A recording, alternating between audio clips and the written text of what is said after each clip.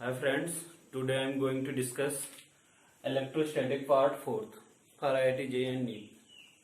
देखना part third में हमने डिस्कस किया था, कुछ क्वेश्चंस डिस्कस किए थे। जितना मैंने पढ़ाया था, जैसे कूलम्स लॉ वगैरह पढ़ा दिया था, तो उससे रिलेटेड कुछ प्रॉब्लम डिस्कस किए थे। आज मैं डिस्कस करने वाला देखना comparison between electrostatic force and gravitational force. देखना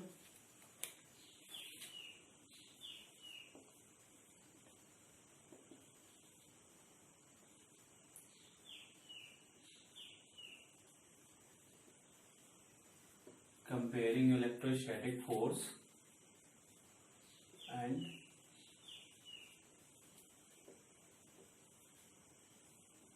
ग्रेविटेशनल फोर्स। देखना अब हमको करना क्या है, इलेक्ट्रोस्टैटिक फोर्स और ग्रेविटेशनल फोर्स का कंपैरिजन करना। देखना कंपैरिजन हम कैसे करेंगे। इलेक्ट्रोस्टैटिक फोर्स क्या होता है और ग्रेविटेशनल फोर्स क्या होता है, ये दोनों चीजें आप लोग पढ़ चुके हो। क्लास 11th में आपने ग्रेविटेशनल फोर्स के बारे में पढ़ा था और क्लास 12th में आप इलेक्ट्रोस्टैटिक फोर्स के बारे में बता दिया हूं अभी तक। देखना इलेक्ट्रोस्टैटिक फोर्स की बात करें तो इलेक्ट्रोस्टैटिक फोर्स जो था, इधर हम लिख लेते हैं इलेक्ट्रोस्टैटिक और इधर हम लिख लेते हैं ग्रेविटेशन। ठीक है,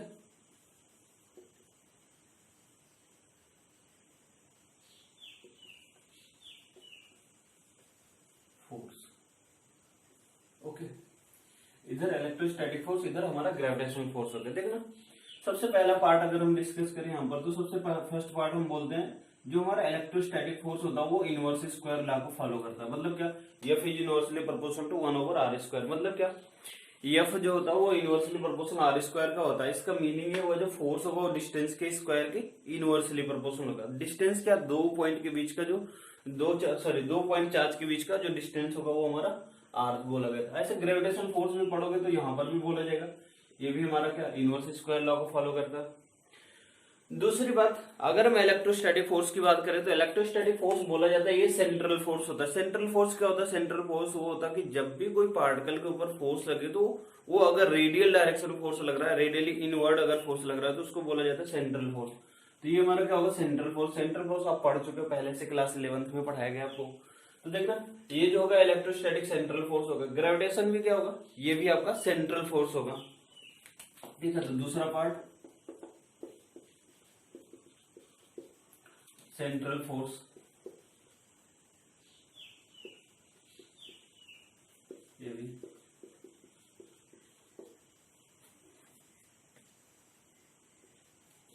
central force. Okay, third part में देखना ये हमारा कंजर्वेटिव नेचर होगा। कंजर्वेटिव फोर्स होगा और ये भी हमारा क्या होगा, कंजर्वेटिव फोर्स होगा। ओके, मतलब क्या, जो इलेक्ट्रोस्टैटिक है ये भी हमारा इनवर्स स्क्वायर लॉ को फॉलो करता है, ये भी हमारा इनवर्स स्क्वायर लॉ को फॉलो कर रहा है। ये हमारा सेंट्रल फोर्स है, ये भी हमारा क्या सेंट्रल फोर्स है। ये हमारा क्या कंजर्वेटिव फोर्स है, ये भी हमारा कैसा फोर्स है, कंजर्वेटिव फोर्स। मतलब ये हमारी क्या हो गई, सिमिलरिटीज हो गई। ठीक है, अगला देखना इन दोनों में डिसिमिलर क्या है। डिसिमिलर की बात करें तो बोला जाता है कि जो हमारा इलेक्ट्रोस्टैटिक फोर्स होगा ये हमारा अट्रैक्शन और रिपल्सन दोनों साथ साथ दिखाएंगे। मतलब क्या, यहाँ पर हमारा अट्रैक्शन भी होगा और क्या होगा, रिपल्सन भी होगा। यहाँ पर केवल और केवल क्या होगा, अट्रैक्शन शो करेगा। ठीक है, मतलब क्या, अगर हम बोले दो पॉइंट मास है इस तरीके से, ये पॉइंट मास m है, ये पॉइंट मास m, इनके बीच का डिस्टेंस r है, तो इन दोनों के बीच में जो फोर्स काम करेगा, फोर्स का जो नेचर होगा कैसा होगा, अट्रैक्टिव नेचर होगा। ठीक है, ऐसे हम इधर बात करें, दो चार्जेज हमारे पास, एक प्लस क्यू है एक माइनस क्यू, इस तरीके से है। तो अगर प्लस माइनस है तो दोनों के बीच में क्या लगेगा, अट्रैक्शन लगेगा। लेकिन अगर यही चार्जेज कैसे हो जाएंगे, एक माइनस क्यू ये भी है और माइनस क्यू ये भी है, तो इन दोनों के बीच में क्या लगेगा, रिपल्सन फोर्स लगेगा। ठीक है, इस तरीके से। तो मतलब क्या हो गया कि जो हमारा इलेक्ट्रोस्टैटिक फोर्स होगा वो हमारा दोनों तरीके का फोर्स दिखा रहा है, attraction as well as repulsion. और जो हमारा ग्रेविटेशन फोर्स होगा ये हमारा क्या होगा, केवल और केवल अट्रैक्शन फोर्स दिखाएगा। ठीक है, अगर हम बात करें रेंज कितना होगा, तो यहाँ पर देखना जो ग्रेविटेशन होगा जो ये बोला जाएगा लॉन्ग रेंज फोर्स है और इसको बोला जाएगा शॉर्ट।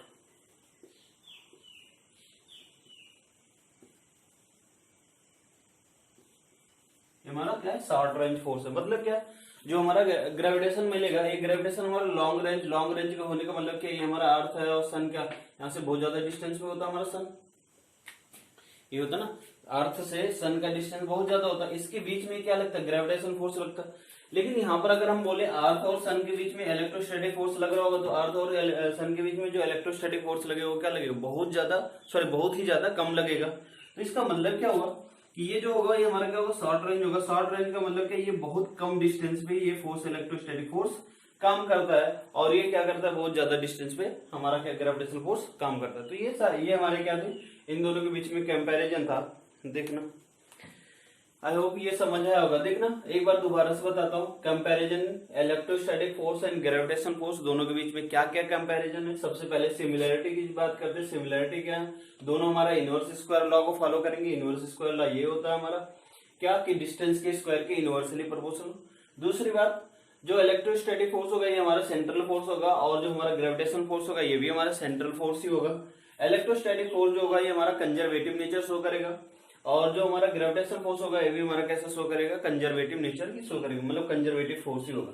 ठीक है, अब देखना इलेक्ट्रोस्टैटिक फोर्स जो होगा ये हमारा अट्रैक्शन और रिपल्सन दोनों चीजें रिप्रेजेंट कर सकता है, लेकिन जो हमारा ग्रेविटेशन फोर्स होगा ये केवल और केवल हमारा क्या दिखाएगा, अट्रैक्शन ही दिखा सकता है। ठीक है, ये जो होगा हमारा इलेक्ट्रोस्टैटिक फोर्स है हमारा क्या होगा, शॉर्ट रेंज फोर्स होगा। जो हमारा ग्रेविटेशन फोर्स होगा कैसा होगा, लॉन्ग रेंज फोर्स होगा। ठीक है, देखना इसके बाद अगर हम बात करें कि इलेक्ट्रोस्टैटिक फोर्स और ग्रेविटेशन फोर्स इन दोनों में कितना ज्यादा डिफरेंस है, इनके स्ट्रेंथ में कितना ज्यादा डिफरेंस है, तो देखना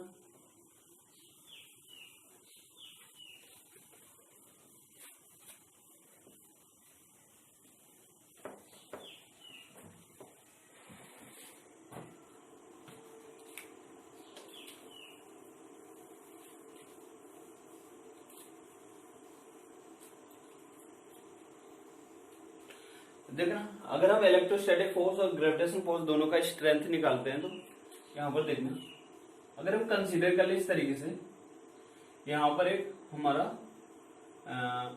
इलेक्ट्रॉन है और यहाँ पर एक प्रोटॉन है। ठीक है, इस तरीके से तो दोनों के बीच में कुछ फोर्स लगेगा, और फोर्स का नेचर क्या होगा ये आपको पता हो गया होगा। इलेक्ट्रॉन जो होगा ये हमारा नेगेटिव होगा और ये क्या होगा, पॉजिटिव होगा। तो दोनों में फोर्स का नेचर कैसा होगा, अट्रैक्शन होगा। ठीक है, देखना इलेक्ट्रॉन यहाँ पर है, यहाँ पर प्रोटॉन है। इलेक्ट्रॉन का मास भी होगा, इसको एमई लिख देते हैं, प्रोटॉन का मास होगा इसको एमपी लिख देते हैं। ठीक है, अगर हम बोले इलेक्ट्रॉन पे चार्ज कितना होता है, तो इलेक्ट्रॉन पे charge 1.6 minus into 10⁻⁹ coulomb. Proton पे कितना चार्ज होता है, प्रोटॉन पे भी बोलेंगे 1.6 इंटू 10⁻⁹ कूलम, इतना होता है। अगर हम बोले मास ऑफ इलेक्ट्रॉन कितना होगा, तो मास ऑफ इलेक्ट्रॉन आप बोलोगे कितना, 9.1 इंटू 10⁻31 kg, कितना बताओगे। ऐसे बोलेंगे मास ऑफ प्रोटॉन कितना होगा, तो मास ऑफ प्रोटॉन बताओगे 1.67 इंटू 10⁻27। ठीक है, अगर इनके बीच का जो सेपरेशन इसको मान ले कुछ 1 मीटर है, तो देखना दोनों के बीच में क्या ग्रेविटेशनल फोर्स निकालते हैं, और फिर कौन सा फोर्स, इलेक्ट्रोस्टैटिक फोर्स। दोनों फोर्स को फार्मूला आपको पता है। इलेक्ट्रोस्टैटिक फोर्स का फार्मूला क्या है, F = 1/4πε0 Q1 Q2/r², ये था फार्मूला। देखना यहां से हमको मिलेगा F = 1/4πε0 की वैल्यू सीधे सीधे पुट कर सकते हैं, 9 इंटू 10⁹ इंटू Q1 की वैल्यू कितना, इलेक्ट्रॉन की वैल्यू 1.6 इंटू 10⁻⁹। ये नेगेटिव साइन नहीं पुट करते, ये हमारा नेचर दिखाएगा कि अट्रैक्टिव नेचर है। ठीक है, इतना पुट कर दिया। प्रोटॉन की वैल्यू भी इतना है तो इसका होल स्क्वायर कर दे रहा हूं, डिवाइडेड बाई, देखना इनके बीच का डिस्टेंस कितना है, 1 मीटर, तो 1 का स्क्वायर हो जाएगा। ठीक है, अब देखना यहां से अगर हम सॉल्व करेंगे तो मिलेगा हमारा 9 इंटू 10⁹ इंटू 1.6 का होल स्क्वायर इंटू 10⁻38, इतना हो जाएगा। ठीक है, इसको थोड़ा सॉल्व करें तो कितना मिलेगा, 16 का स्क्वायर 216। एक मिनट में सॉल्व करता हूँ, इसको सॉल्व करके बताता हूँ। इसकी जो ओवरऑल वैल्यू आएगी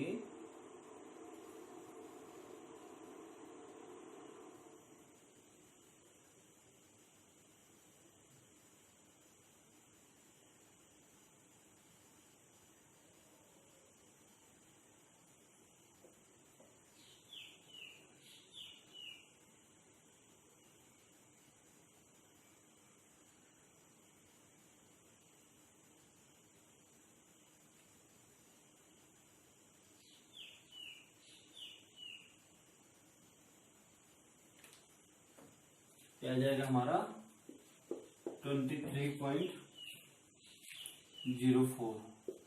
इंटू 10 टू ये हो जाएगा माइनस का 29। इतना हमारा इलेक्ट्रोस्टैटिक निकल गया। एफ ग्रेविटेशन निकाले तो एफ ग्रेविटेशन निकालेंगे तो देखना कितना मिलेगा। इसकी वैल्यू होती है G(m1m2 ओवर r²। ये फार्मूला होता है हमारा। ठीक है, देखना G की वैल्यू क्या होगी। G की वैल्यू हमको पता है 6.67 into 10 to minus 11।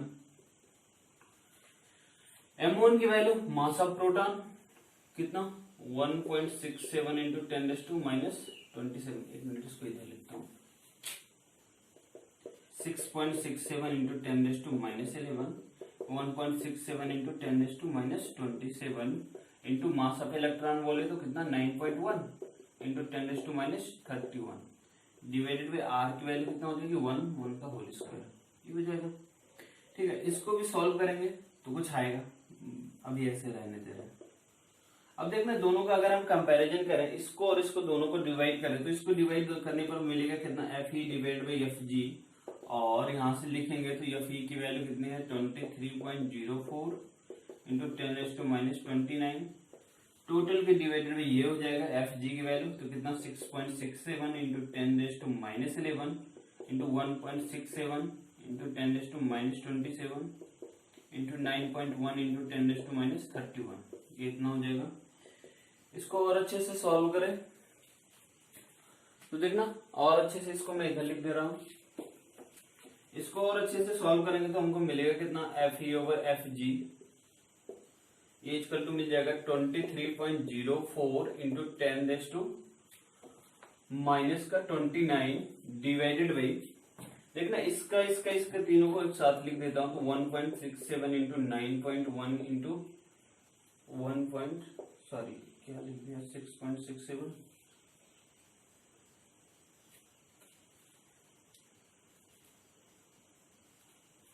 1.67 into 10 to minus का 31 27 और 11 मिला के कितना हो जाएगा 71819 हो गया। ठीक है, इधर लिख दिया 9 3 2 5 और 1 6 माइनस 69 हो गया। इसको हम सॉल्व करेंगे तो Fe ओवर Fg की वैल्यू जो मिलेगी वो हमारी मिलेगी कुछ इस तरीके से।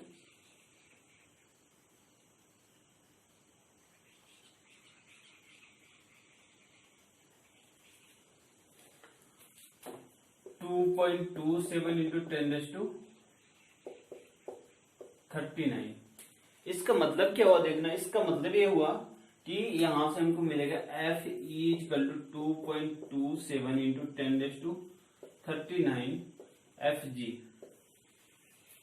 इसका मतलब ये हुआ Fe जो है ये क्या है much much greater than Fg और कितना टाइम 10 टू 39 ऑर्डर का क्या ग्रेटर है किसके इलेक्ट्रॉन और प्रोटॉन के बीच में जो इलेक्ट्रोस्टैटिक फोर्स लगेगा और ग्रेविटेशन फोर्स लगेगा।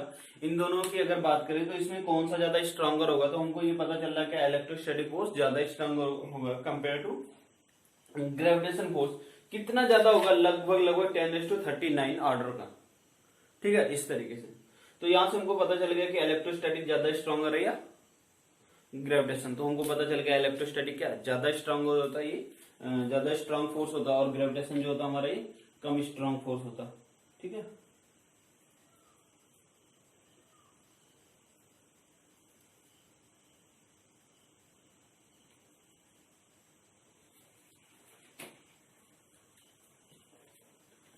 देखना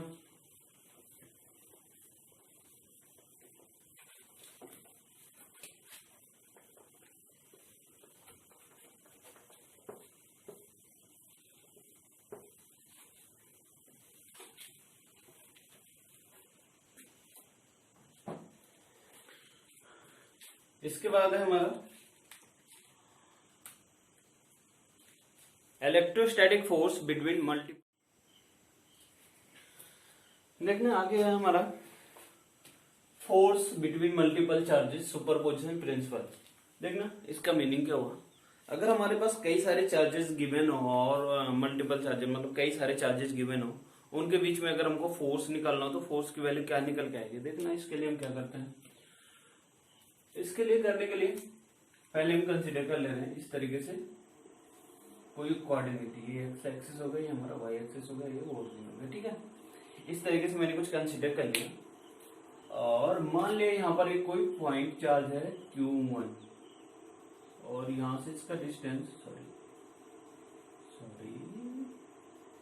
यहाँ से इसका डिस्टेंस हमारा कुछ हो गया R1, ठीक है। ऐसे कोई पॉइंट चार्ज यहाँ पर कंसीडर कर लिया हमने Q2 और इसका यहाँ से डिस्टेंस हो गया हमारा कुछ R2। इस तरीके से हमने कंसीडर कर लिया, ठीक है। दो पॉइंट चार्ज कंसीडर कर लिया Q1 और Q2। थोड़ा Q2 को इजी वे में करते हैं, इसको थोड़ा सा ये यहाँ कहीं बन गया ऐसे, और इसका पोजीशन वेक्टर है हमारा कुछ R2। इस तरीके से है हमारा। देखना अगर हम बोला जाए इन दोनों के बीच में फोर्स क्या काम करेगा और इनका डायरेक्शन क्या होगा, तो इनका डायरेक्शन हम कैसे निकालेंगे देखना। और एक चार्ज और तीसरा चार्ज भी हम कंसीडर कर ले रहे हैं यहाँ पर, एक तीसरा चार्ज भी कंसीडर कर लिया यहाँ पर Q3 कुछ इस तरीके से, ठीक है। तीन चार्जेज हमने कंसीडर कर लिया Q1, Q2 और Q3, जिनका पोजीशन वेक्टर हमारा हो गया R1, R2 और R3। इस तरीके से हो गया। अब हमको इन तीनों के बीच में फोर्स की वैल्यू निकालना है। देखना फोर्स की वैल्यू निकालने के लिए सबसे पहला चीज हम कर देंगे, यहाँ इसको यहाँ से हमने मिला दिया और Q3 को थोड़ा ऊपर कर लेते हैं, आसान करने के लिए ऐसा कर रहे हैं,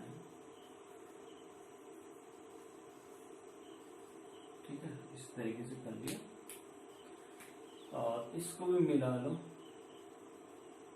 ये, ठीक है। यहाँ पर हमारा क्या था Q3। अगर हम बोले Q1 की वजह से Q3 पे जो फोर्स लगेगा उसका डायरेक्शन क्या होगा, तो Q1 की वजह से Q3 पे जो फोर्स लगेगा फोर्स का डायरेक्शन हमारा इधर होगा और इसकी वैल्यू हम बोल दे Q1 या F13, क्योंकि 1 और 3 के बीच में लग रहा है। अच्छा Q2 और Q3 के बीच में मतलब Q2 की वजह से Q3 के पे जो फोर्स लगेगा उसका डायरेक्शन क्या होगा, हमारा ये डायरेक्शन होगा, जिसको हम बोल दे रहे हैं कितना F23। इस तरीके से बोल दिया। दो फोर्स है हमारे, दो डायरेक्शन में लग गए, सबकी वैल्यू लिख ले रहे हैं हम कितना। अगर हम बोले force due to Q1 on Q3, Q1 की वजह से Q3 पे जो फोर्स लगेगा ये हमारा R1 है, ये हमारा R3 हो जाएगा, तो ये हमारा हो जाएगा R1 R3, और ये R3 है, ये R2 है, तो ये हमारा हो जाएगा R2 R3 कुछ इस तरीके से, ठीक है। मान लिया हमने। तो यहां से देखना फोर्स जो काम करेगा हमारा किसके किसके बीच में, Q1 और Q3 के बीच में हमारा फोर्स काम करेगा F13 इक्वल टू 1/4πε0 कितना Q1 Q3 divided by R13, इतना हो जाएगा इसका होल स्क्वायर। लेकिन अगर हम वेक्टर फॉर्म में लिखें तो देखना वेक्टर फॉर्म में क्या मिलेगा, ये मैग्नीट्यूड क्यूब और इतना सॉरी वेक्टर R13, ये हमारा इतना मिल जाएगा। हमने बताया था वेक्टर फॉर्म में कैसे लिखेंगे, ऐसा निकालेंगे क्या F23 निकालेंगे तो देखना इसको बोलेंगे हम फोर्स ड्यू टू किसकी वजह से, Q2 की वजह से। कहां पर, Q3 पर निकाला हमने, तो force due to Q2 on Q3, ठीक है। Q2 की वजह से Q3 पर अगर हम फोर्स निकाले तो देखना फोर्स क्या निकल गया हमारा F23 इक्वल टू 1/4πε0, और यहां से हो जाएगा हमारा कितना Q2 Q3 divided by R23 magnitude का whole cube into vector R23, इतना हो जाएगा, ठीक है। हमारे पास दो फोर्स मिल गए। अच्छा अब देखना इनका डायरेक्शन क्या है, जो वेक्टर R13 लिखा हुआ है अगर हमको ये वेक्टर निकालना है तो देखना ये कोई ट्रायंगल बन रहा है हमारा, ये देखना एक बार,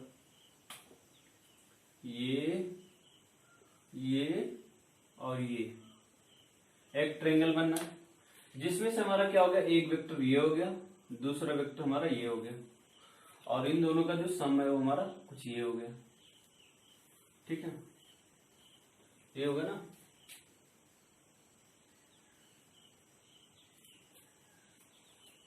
ठीक है, ये हो गया हमारा, इसका ये सम हो गया। ठीक है, तो यहां से हम लिख सकते हैं, अगर वेक्टर फॉर्म में लिखना चाहे तो वेक्टर हम लिख सकते हैं vector R2 equal to vector R1 plus vector R13। देखना, जो हमने वेक्टर फॉर्म में बताया था वेक्टर R1 इसको मान लिया। ठीक है, सॉरी, हमने वेक्टर R1 को ऐसे मान लिया, ये हमारा वेक्टर R1 हो गया, और ये हमारा क्या हो गया वेक्टर R2 हो गया। इन दोनों का सम कर देते तो इधर से जाता था, तो ये हमारा क्या हो जाता था, कुछ मान लिया ये R3 हो गया, तो ये R13 है ना। तो ये R3 इक्वल टू कितना हो जाता था हमारा, ये R3 सॉरी ये R3 है, तो हमारा R3 vector R3 equal to कितना हो जाता है R1 प्लस R13। यहाँ देखना वेक्टर R13 की वैल्यू निकाले तो वेक्टर R13 इक्वल टू कितना मिलेगा, vector R1 minus vector R3 इतना मिलेगा। ठीक है, सिमिलरली ऐसे हम इसके लिए भी करते हैं, किसकी वैल्यू, वेक्टर R23 निकाले तो देखना ये वेक्टर R23 निकालेंगे तो R3 माइनस R2, तो यहां से हो जाएगा vector R3 minus vector R2। ये वैल्यू हम यहाँ पर सब्स्टिट्यूट कर सकते हैं। देखना, ये वैल्यू अगर हम यहाँ पर पुट कर दें तो ये वैल्यू हमारा पुट करने के बाद कितना मिलेगा, पहले नीचे लिख देते हैं, यहाँ से मिलेगा हमारा F13 equal to 1/4πε0 Q1 Q3 divided by R1 R3 ये वैल्यू हम सब्स्टिट्यूट करेंगे, वहां पर कितना मिलेगा हमको, R1 minus R3 vector R1 minus vector R3 इतने की मैग्नीट्यूड का होल क्यूब, और इनटू इतना मिलेगा हमको कितना, vector R1 minus vector R3 इतना। ठीक है,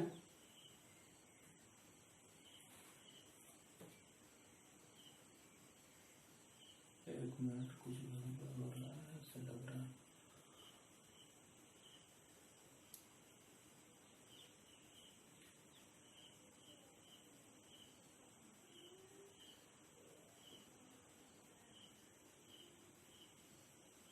ठीक है, सही है, ये R13 हो गए। ऐसे हमारा मिल जाएगा क्या, R23, तो ये भी हमारे वैल्यू मिल जाएगा 1/4πε0 कितना, Q2 Q3 divided by magnitude of R3 minus R2 का होल क्यूब इंटू कितना, R3 vector minus R2 vector whole cube, इतना मिल जाएगा। ठीक है, अगर इसको हम थोड़ा और अच्छे से लिखें तो देखना, इसको हम थोड़ा और अच्छे से लिख सकते हैं।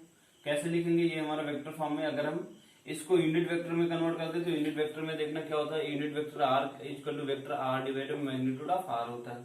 तो यहाँ से हमको मिल जाएगा क्या, unit vector into magnitude of R equal to कितना, वेक्टर R की जगह पर ये वैल्यू पुट कर सकते हैं। तो यहाँ से हमारा मिल जाएगा, सीधा सीधा मैं लिख देता हूँ 1/F13 equal to 1/4πε0 Q1 Q3 divided by, यहां से देखना ये हो जाएगा हमारा R1 माइनस R3 इसका होल स्क्वायर, और इंटू R1 माइनस R3 इसका कैप हो जाएगा। ठीक है, ये हो जाएगा, तो इसको हम लिख सकते हैं सीधे सीधे R13 कैप, इस तरीके से। ऐसे अगर हम लिखें F23 तो इसको भी लिख सकते हैं 1/4πε0 Q2 Q3 divided by R3 minus R2 इतने का होल स्क्वायर, और वेक्टर R32 कैप, इतना लिख सकते हैं। अब देखना, दो फोर्स हो गए। फोर्स हमारा क्या, वेक्टर क्वांटिटी। फोर्स अगर वेक्टर क्वांटिटी तो हम इसका वेक्टर एडिशन ही कर सकते हैं, ऐसे हम सीधे सीधे एडिशन नहीं कर सकते। तो यहाँ से F रिजल्टेंट निकाले तो F रिजल्टेंट हो सकता है vector F13 plus vector F23। तो यहाँ से हमको मिलेगा, अगर दोनों को सम करेंगे तो ये वैल्यू हम पुट कर देंगे, ये वैल्यू पुट करेंगे तो देखना है यहाँ से मिल जाएगा 1/4πε0, ये बाहर हो जाएगा, मिलेगा कितना, Q1 Q3 divided by R1 minus R3, R13 cap, ठीक है। अगला plus Q2 Q3 divided by यहां से मिल जाएगा कितना, R3 माइनस R2, इतना मिल जाएगा, ठीक है। और इसका होल स्क्वायर है, इसका भी होल स्क्वायर, R32 कैप, इतना मिल जाएगा, ठीक है। ये हमारा क्या हो गया, रिजल्टेंट।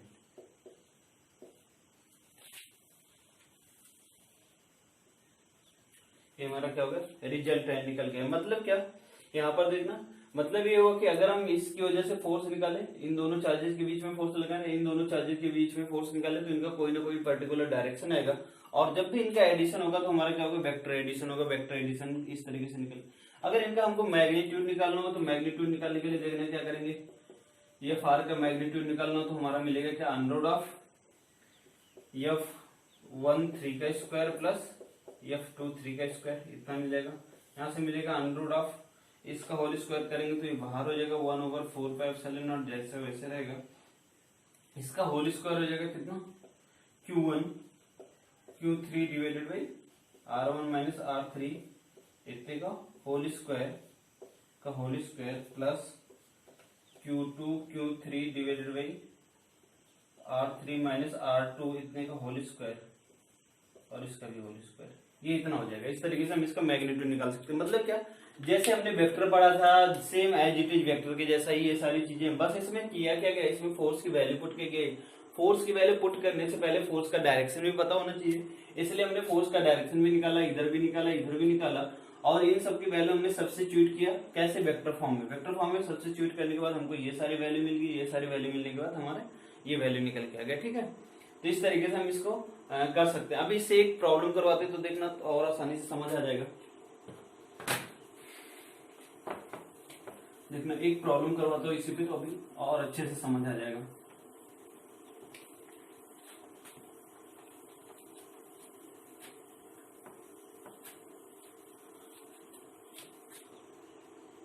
प्रॉब्लम ये है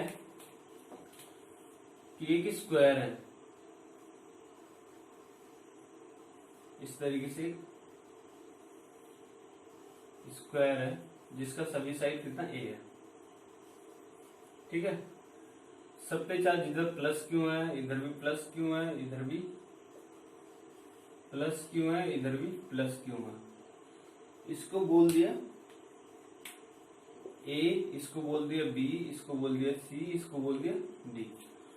प्रॉब्लम यह है, find total force on C, on point C, ठीक है। मतलब क्या, हमको C पॉइंट पे टोटल फोर्स निकाल के बताना। टोटल फोर्स का मतलब क्या हुआ, टोटल फोर्स का मतलब हुआ इस चार्ज की वजह से भी फोर्स लगेगा, इस चार्ज की वजह से भी फोर्स लगेगा, इस चार्ज की वजह से भी फोर्स लगेगा। C पॉइंट पे कितना फोर्स लग रहा है हमको निकाल करके बताना है। तो देखना, सबसे पहली बात अगर हम बोले, यहां से बात करना स्टार्ट करते हैं, A की वजह से C पे फोर्स लगेगा, तो सोल्यूशन देखना,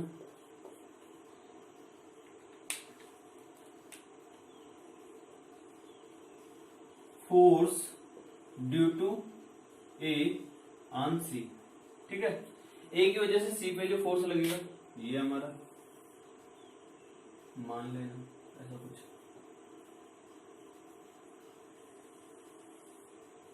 ठीक है। इस तरीके से इधर फोर्स लगेगा, इस फोर्स को हमने नाम दे दिया FAC, ठीक है।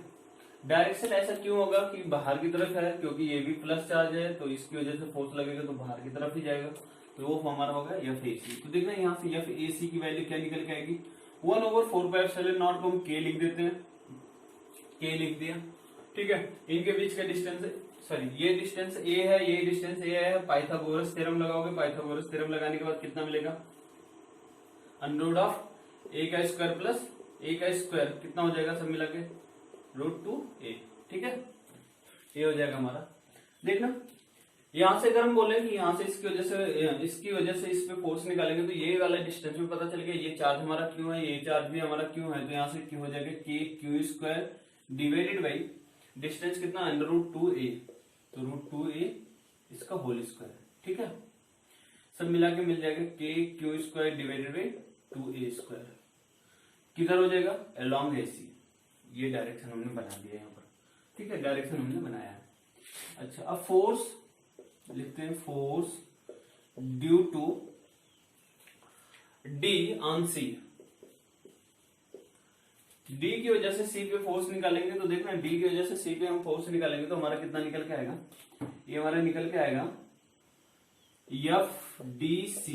इसका डायरेक्शन क्या होगा? इसका डायरेक्शन हमारा ये डायरेक्शन निकल के आएगा, इसको बोलेंगे FDC। ठीक है, ये डायरेक्शन निकल के आएगा तो FDC इक्वल टू हो जाएगा हमारा, देखना K तो ऐसे ही रहेगा और इन दोनों चार्जेस Q है तो Q स्क्वायर हो जाएगा डिवाइडेड बाई डिस्टेंस कितना, ये वाला डिस्टेंस हमारा A है तो यहां से हो जाएगा A²। ठीक है, सब मिला के मिलेगा K Q square over A²। ठीक है, अब अगला हमारा है force due to B on C। एक ना B की वजह से C पे हम फोर्स निकालेंगे तो इसका भी डायरेक्शन आएगा इधर, इसको हम बोलेंगे FVC। ये बोलेंगे ना FVC, तो यहां से हमको मिलेगा FVC इक्वल टू कितना मिलेगा? देखो FVC इक्वल टू मिलेगा हमको K Q square over distance हमारा A है तो A² हो जाएगा। ठीक है, अब देखना इसमें तीन फोर्सेस है, तीनों फोर्स का डायरेक्शन क्या है? अलग अलग है। जैसे पहले हमने मल्टीपल चार्जेस के रूप में बताया था, तो मल्टीपल चार्जेस का हमारा क्या, यही चीजें हैं। इनका जो डायरेक्शन है क्या, अलग अलग डायरेक्शन है। अब इनको हमको करना क्या, एडिशन करना है। तो फोर्स हमारा क्या, वेक्टर क्वांटिटी। अगर वेक्टर क्वांटिटी है तो इसका वेक्टर एडिशन होगा। तो यहां से अगर हम लिखें तो F टोटल कितना मिलेगा? F टोटल हमारा मिलेगा FVC vector FDC plus vector FAC plus vector FVC। ठीक है, इस तरीके से हमारा मिलेगा। लेकिन इनका हम सुपरपोजिशन करने के लिए हम थोड़ा सा आसान सा तरीका अपनाते हैं। आसान सा तरीका क्या अपनाते हैं? अगर हम बोले FDC और FVC इन दोनों के बीच में एंगल कितना बनना है, तो देखना FDC और FVC के बीच में एंगल कितना बनना है? 90। एंगल अगर 90 बनेगा तो रिजल्टेंट का फॉर्मूला हमने पढ़ा √A² plus B² plus 2AB cos theta. Theta की वैल्यू अगर 90 हो जाती है तो रिजल्टेंट हमारा कितना हो जाता है? A² plus B²। क्यों? क्योंकि cos 90 की वैल्यू 0 मल्टीप्लाई करेंगे 0 हो जाता है। ठीक है, तो इसका मतलब क्या हुआ कि अगर हम BC और DC ये दोनों फोर्स को देखें तो दोनों फोर्स का क्या मैग्नीट्यूड सेम है? तो यह BC और DC दोनों का मैग्नीट्यूड सेम है। दोनों का मैग्नीट्यूड सेम होने का मतलब क्या, इन दोनों का अगर हम रिजल्टेंट निकाले तो रिजल्टेंट कहां से होकर जाएगा? एकदम सेंटर से होकर जाएगा। देखते हैं, बाद में उसको बताते हैं। तो अभी तो हम रिजल्टेंट निकाल लेते हैं, दोनों के बीच परपेंडिकुलर एंगल है। तो यहां से हमारा क्या हो जाएगा? F resultant 1। तो F रिजल्टेंट 1 कितना हो जाएगा? जो वैल्यू ये वही वैल्यू ये भी है, तो यहां से हो जाएगा KQ² ओवर A², रूट यहां तक है, इसका whole square plus KQ² over A² इसका होल स्क्वायर। सब बाहर हो जाएगा तो हमारा मिलेगा F resultant 1 KQ² over A² और √1 प्लस 1 सब मिला के मिलेगा कितना? √2 KQ² ओवर A²। ठीक है, ये हमारा इतना मिल जाएगा। अब देखना ये हमारा क्या निकल गया? इसका रिजल्टेंट निकल गया। इसका रिजल्टेंट जो निकला उसका हम डायरेक्शन भी निकाल सकते हो। तो डायरेक्शन निकालने के लिए क्या होगा हमारा? tan theta equal to y divided by x। y मतलब क्या? y axis divided by x axis. y axis पे वैल्यू कितना है? FVC वैल्यू पुट कर देते FVC divided by x axis पे कितना वैल्यू? FDC। FVC की वैल्यू कितना? देखना इधर वैल्यू हमारा ये वैल्यू पुट कर दिया कितना? KQ² over A²। और FDC की वैल्यू कितना? FDC की वैल्यू देखना ये वैल्यू हमने पुट कर दिया KQ² ओवर A²। देखना दोनों सेम चीजें लिखा है, कैंसिल हो जाएगा, आएगा कितना? 1। इसका मतलब tan कितने की वैल्यू 1 होती है? 45। थीटा इक्वल टू कितना आ गया? 45 यानी π/4। ठीक है, π/4 आने का मतलब ये हुआ कि जो इन दोनों का रिजल्टेंट होगा वो कहां से होकर जाएगा? सेंटर से होकर जाएगा। अगर ये स्क्वायर का डायगोनल जो होगा वो भी क्या करेगा? एकदम 45 एंगल बना के जाएगा, सेंटर से होकर जाएगा। इसका मतलब क्या हुआ कि ये दोनों का रिजल्टेंट FR1 और FAC ये दोनों क्या हो जाएंगे? सेम डायरेक्शन में हो जाएंगे। तो टोटल फोर्स यहां से लिख सकते हैं, टोटल फोर्स इक्वल टू मिलेगा क्या, अब देखना दोनों का डायरेक्शन क्या होगा, सेम होगा, तो दोनों को हम सीधे सीधे एडिशन करेंगे, F R one plus F A C. F R one की वैल्यू कितना, √2 k² divided by √2 k Q² divided by A², और एफ ए सी की वैल्यू इतना है हमारा, तो इसको कितना लिखेंगे, KQ² डिवाइडेड बाई 2A²। ठीक है, यहाँ से कुछ कॉमन हो जाएगा तो मिलेगा कितना, KQ² ओवर A² कॉमन हो गया, तो यहाँ से मिला कितना, √2 + 1/2। ये हमारा रिजल्टेंट होगा। ठीक है, इस तरीके से हमारा अगर मल्टीपल चार्जेज होंगे तो मल्टीपल चार्जेस की वजह से हम फोर्स निकाल सकते हैं। बस हमको करना क्या होगा, वेक्टर एडिशन करना होगा। वेक्टर एडिशन करने के लिए हमको ध्यान में रखना होगा कौन सा फोर्स का डायरेक्शन क्या होगा। ये फोर्स हमारा पॉजिटिव था, इसलिए फोर्स का डायरेक्शन क्या, रिपल्सिव होगा, सॉरी फोर्स का नेचर रिपल्सिव होगा, तो ये बाहर की तरफ जाएंगे। अगर सेम ये चीजें हम सिचुएशन देखना, थोड़ा सा सिचुएशन को चेंज करते हैं, इसी प्रॉब्लम में सिचुएशन हम ये चेंज कर देते हैं, इधर -q चार्ज पुट कर दें।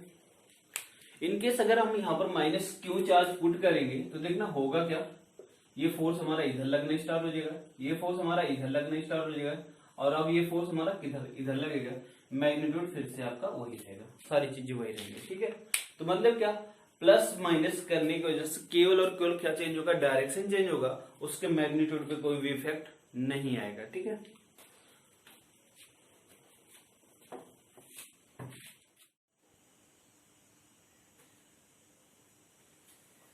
देखना हमारा प्रॉब्लम है, and infinite numbers of charge each equal to 4 microcoulomb are placed along X axis at x equal to 1 meter, 2 meter, 4 meter, 8 meter and so on.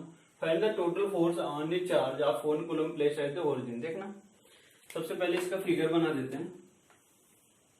इधर रखा गया कितना, 1 कूलम, ओरिजिन पे बोला गया 1 कूलम का चार्ज रखा गया। इसके बाद बोला गया infinite numbers of charge, infinite numbers of charge मतलब कितना इनफाइनाइट चार्जेज हैं, और ईच जो है इक्वल है। ठीक है, तो मतलब क्या, यहाँ पर एक चार्ज रख दिया, यहाँ पर एक चार्ज रख दिया, ऐसे कितने इनफाइनाइट नंबर्स ऑफ चार्जेस हैं। ठीक है, इनका जो डिस्टेंस है वो डिस्टेंस बोला गया, ये हमारा होगा, पहला जो होगा हमारा कितना होगा, 1 मीटर होगा, दूसरा जो होगा हमारा कितना 2 मीटर पे होगा, तीसरा जो होगा हमारा कितना होगा 4 मीटर पे होगा। ऐसे अगर चौथा चार्ज भी है तो चौथा चार्ज कितना होगा 8 मीटर पे होगा। ऐसे आगे भी चार्जेज आते जाएंगे। ठीक है, कितने पे आएंगे, 16 पे आएंगे, इस तरीके से। तो देखना सबसे पहली बात, ये सारे चार्ज जो है मैग्नीट्यूड क्या है, सेम है।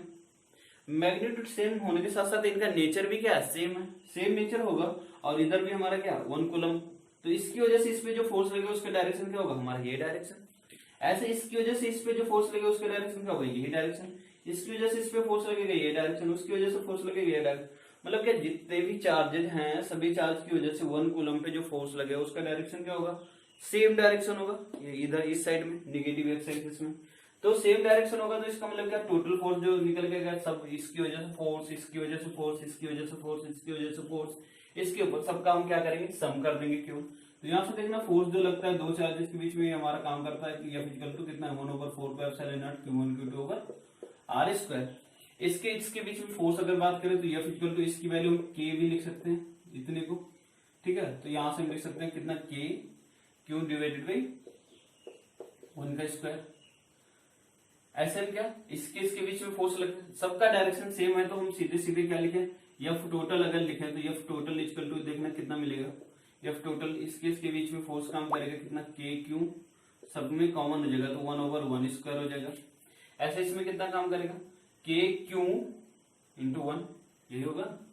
तो एक मिनट सबका हम साथ लिखते हैं, तो K Q इंटू 1, तो Q हो जाएगा डिवाइडेड बाई कितना 1/2, तो 1/2 लिख दिया, प्लस इसकी वजह से मिलेगा कितना K Q divided by 2/2, plus अगली की वजह से कितना मिलेगा K Q डिवाइडेड बाई 4/2, अगली की वजह से क्या मिलेगा K Q divided by 8/2, plus and so on, ऐसे मिलता जाएगा। ठीक है, ठीक है, यहाँ से जो कॉमन हो रहा है उसको कॉमन कर दे, तो यहाँ से K Q कॉमन हो जाएगा, मिलेगा कितना 1/1² plus 1/2² plus 1/4² plus 1/8² and so on, ऐसे मिल जाएगा। ठीक है, ये मिलेगा। देखना यहाँ से हमारा हो जाएगा K Q 1/1² कितना हो जाएगा 1/1 ही रहेगा, प्लस 1/2² 4, 1/4² 16, 1/8² 64 कितना एंड सो ऑन, इस तरीके से मिल जाएगा। देखना ये जो सीरीज बनी है हमारा कैसे बनी, जीपी सीरीज बन गई। क्यों? क्योंकि यहाँ पर मिलेगा 4 1/4 मिलेगा तो इक्वल मिल रहा है। और एक ऐसी जीपी इनफाइनाइट सीरीज मिली है, तो देखना सम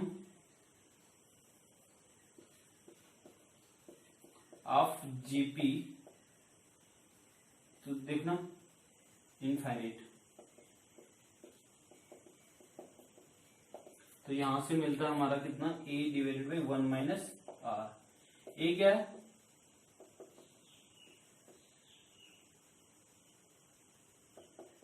इनिशियल टर्म, और आर क्या है? आर जो है इन दोनों के बीच में कितना डिफरेंस है, ठीक है, तो डिफरेंस बोला जाता है। तो देखना यहां से अगर हम बोले तो यहां से a की वैल्यू कितनी आ जाएगी? a की वैल्यू हमारी आ जाएगी 1। आर की वैल्यू निकालेंगे तो आर की वैल्यू जो होता है हमारा ये term divided by initial term, तो 1/16 डिवाइडेड बाई 1/4, या फिर आप कर सकते हो ये डिवाइडेड बाई ये भी कर सकते हो, ठीक है। तो यहाँ से ये कैंसिल हो जाएगा, ये भी कैंसिल हो जाएगा, 4 तो कितना बचेगा 1/4, आर की वैल्यू कितनी आ गई। तो यहाँ से सम जो मिलेगा वो कितना मिलेगा, एफ टोटल के क्यू, तो ऐसा ही रहेगा, इन सबको मिला करके ऐड करके जो मिलेगा वैल्यू कितना मिलेगा, ए का मतलब कितना 1 डिवाइडेड 1 माइनस कितना 1/4। यहाँ से इसको सॉल्व करेंगे तो यहाँ से मिलेगा के क्यू, 4 1 जो 4 माइनस 1, तो यहाँ से हो जाएगा 3/4, 4 ऊपर चला जाएगा तो यहाँ से हो जाएगा कितना 4 के Q divided by 3, F total, total हमारा ये हो जाएगा। Okay okay, thank you.